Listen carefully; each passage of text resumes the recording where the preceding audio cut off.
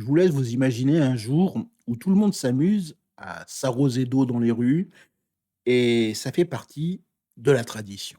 C'est Schmigus-Dengus, une fête polonaise vieille de plus d'un millénaire. Aujourd'hui, je vais vous emmener découvrir trois traditions qui font vibrer les jeunes générations, des batailles d'eau, des soirées de divination et des nuits magiques autour du feu.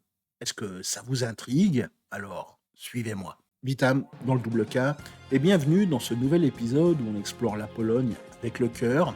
Je m'appelle Jean-Philippe et je suis là pour partager des histoires qui donnent du sens. Aujourd'hui, on va parler de traditions polonaises qui ne sont pas juste des souvenirs du passé, mais des moments vivants, pleins de joie, qui parlent aux jeunes d'aujourd'hui. Avez-vous une tradition qui vous touche dans votre famille ou ailleurs? Peut-être un rituel qui vous rappelle des souvenirs? Gardez ça en tête, car on va plonger dans un voyage au cœur de l'âme polonaise. Les traditions en Pologne, ce sont bien plus que des dates sur un calendrier. Ce sont des moments où les gens ils vont se retrouver, partager des rires et transmettre des valeurs qui définissent ce pays. L'hospitalité, la mémoire, la force face aux épreuves. Ces pratiques, qui sont nées d'un mélange de croyances païennes slaves et de foi chrétienne, elles portent l'histoire d'un peuple qui a su garder son identité. On va parler aujourd'hui de trois traditions qui captivent la jeune génération en Pologne et au-delà. C'est Śmigus Dengus, les Andrzejki et la nuit de la Saint-Jean. Chacune raconte une histoire et chacune aussi montre comment la nouvelle génération fait vivre ses rituels tout en les adaptant à notre époque. On va découvrir ces moments d'eau, de cire et de feu. On va d'abord commencer par cette tradition qui donne envie de sortir les seaux d'eau. C'est évidemment Schmigus Dengus, on en a déjà parlé, ce lundi mouillé, qui est célébré le lundi de Pâques. Je vous laisse imaginer une ville entière où tout le monde s'asperge joyeusement, des amis, des voisins, même des passants. Ça rappelle un petit peu les jeux d'enfance, mais avec une histoire qui remonte loin. En fait, tout a commencé vers le Xe siècle avec le baptême de Mieszko Ier, le premier roi chrétien de Pologne, en 966. L'eau, qui est alors symbole de purification, elle était au cœur de cet événement. Mais si on creuse un peu, vous trouverez aussi des racines païennes. Les Slaves, eux, ils utilisaient l'eau pour célébrer le printemps, la vie, la fertilité. À l'époque, les jeunes hommes, ils arrosaient les jeunes femmes pour leur souhaiter santé et prospérité. Aujourd'hui, il y a tout le monde qui participe et c'est un peu une fête nationale pleine de rire. Évidemment, les jeunes générations, elles adorent ça.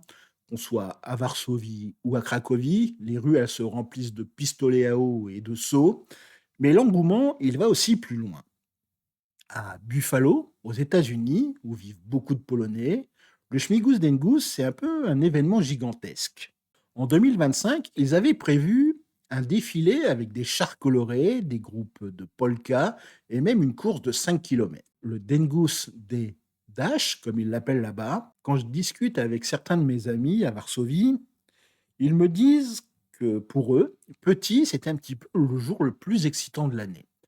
Ils préparaient alors des embuscades aquatiques avec leurs cousins.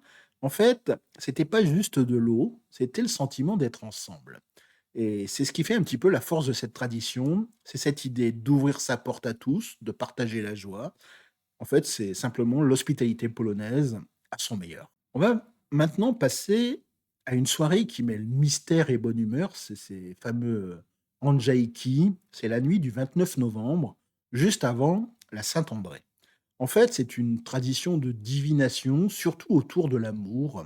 Vous voulez peut-être savoir qui vous allez épouser. En Pologne, on a une réponse pour ça. Le rituel le plus connu, c'est de faire fondre de la cire et de la verser dans de l'eau froide à travers une clé. Les formes qui vont alors se créer, un cœur, un bateau ou une étoile, sont censées révéler votre avenir. Cette pratique, elle vient des anciennes croyances slaves sur la divination, associées plus tard à Saint André, protecteur des amoureux. Autrefois, c'était surtout pour les jeunes filles curieuses de leur futur mari. Aujourd'hui, c'est un peu une grande fête pour tout le monde, avec des danses, des jeux et surtout beaucoup de rire. Les jeunes, ils trouvent ça un petit peu, éclatant, cette, ces Andjaïki. À Lublin, par exemple, en 2024, il y a des restaurants et des clubs qui ont organisé des soirées avec des DJ, des voyants et des menus spéciaux. Il y a même, à l'étranger, où la tradition vit encore, il y a une Polonaise à Londres, Beata, qui racontait il y a pas si longtemps sur les réseaux sociaux qu'elle organise des Andjaïki avec ses amis, qu'ils soient polonais ou non. Il y a aussi Anna, qui a 19 ans, de Gdansk, qui confie: «C'est une soirée un petit peu où on se lâche, on fait des jeux de cire, on rigole et on danse jusqu'à tard dans la nuit. Ça a un côté magique, mais c'est surtout un moment entre amis». Les Andrzejki, en fait, c'est la Pologne qui sait garder ses traditions vivantes en les mêlant à la fête d'aujourd'hui. Et puis, il y a aussi la nuit de la Saint-Jean, ou Noc Świętojańska, célébrée autour du 23 juin pour le solstice d'été. En fait, c'est une nuit qui semble sortie d'un conte. Il y a des feux de joie qui illuminent l'obscurité, des couronnes de fleurs qui flottent sur les rivières, des chansons qui résonnent. Les jeunes filles, elles vont tresser des couronnes et les laisser dériver, espérant qu'un jeune homme les récupère, un signe d'amour à venir. Cette tradition, elle va mélanger des racines païennes où les Slaves honoraient la lumière et la fertilité, avec des éléments chrétiens liés à Saint Jean-Baptiste. Aujourd'hui, elle est toujours aussi vivante. À Poznań, en 2011, il y a des milliers de lanternes qui ont été lâchées dans le ciel, un spectacle qui a un petit peu émerveillé tout le monde. Yacoub, qui est un étudiant de Cracovie, qui a raconté d'ailleurs: c'est une nuit où tout semble possible. On se rassemble autour du feu, on chante, on regarde les étoiles.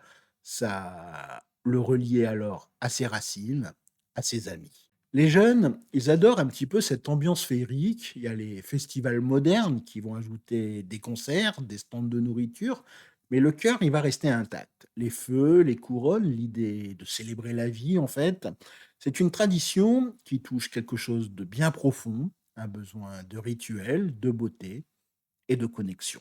Mais il faut l'admettre, garder ces traditions vivantes, c'est pas toujours simple. Dans un monde où tout va vite, où les écrans captent notre attention, comment faire pour que ces rituels, ils restent pertinents?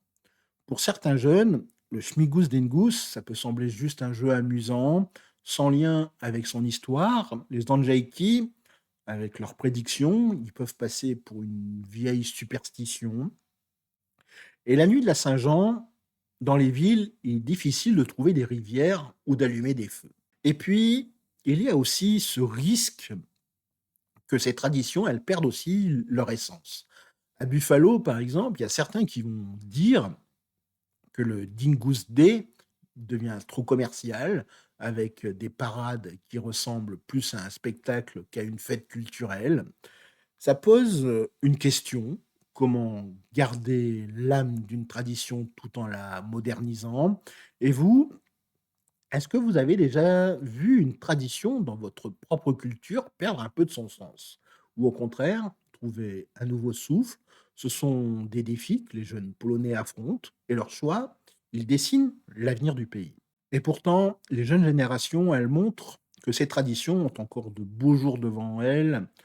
Si on regarde par exemple le Śmigus Dingus, en Pologne, les parcs ils vont se remplir de batailles d'eau avec des pistolets dernier cri et des vidéos partagées en ligne.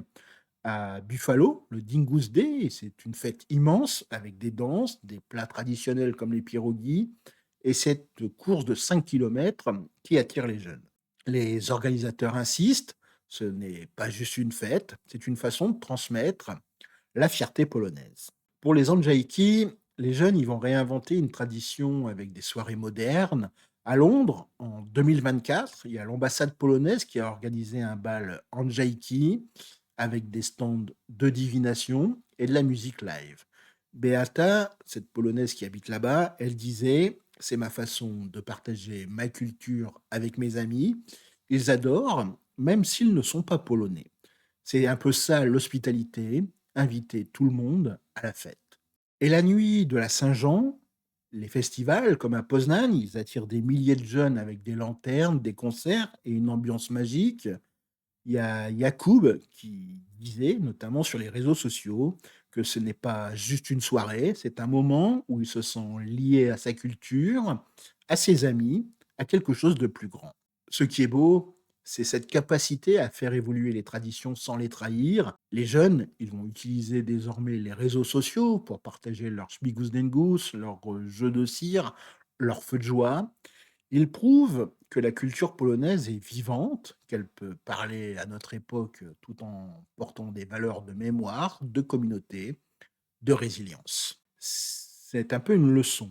Peu importe d'où l'on vient, on peut tous trouver des moyens de chérir nos racines tout en regardant vers l'avenir. Ce qui est le plus touchant dans ces traditions, c'est surtout qu'elles racontent l'histoire d'un peuple qui s'est resté fidèle à lui-même. Le Schmigus Dengus, c'est la joie partagée, l'idée qu'on peut tous rire ensemble. Les Anjaiki, c'est l'espoir, le plaisir de rêver à demain avec ceux qu'on aime. Et la nuit de la Saint-Jean, c'est une lumière dans la nuit, un rappel qu'on peut toujours trouver du beau, même dans les moments sombres. Ces traditions, ce sont des ponts entre hier et aujourd'hui, entre les générations.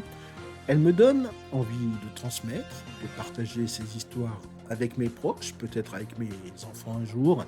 Et vous, qu'est-ce qui vous inspire? Une tradition polonaise qui vous a marqué? Ou peut-être une de votre propre culture qui vous rappelle ces moments de lien? Écrivez-le dans les commentaires, j'ai hâte de lire vos histoires, ces récits, c'est ce qui nous unit.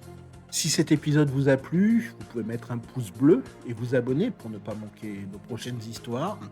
Dans les commentaires, vous pouvez aussi me raconter, avez-vous déjà vécu une tradition polonaise ou une autre qui vous rappelle ces moments de partage? Vos histoires comptent et elles font vivre cette communauté. Partagez aussi cette vidéo avec quelqu'un qui pourrait aimer découvrir la Pologne autrement. Je vous remercie d'être là et je vous dis à très bientôt. La prochaine fois, on va explorer des légendes polonaises qui ont forgé l'identité nationale, des dragons de Cracovie aux héros légendaires.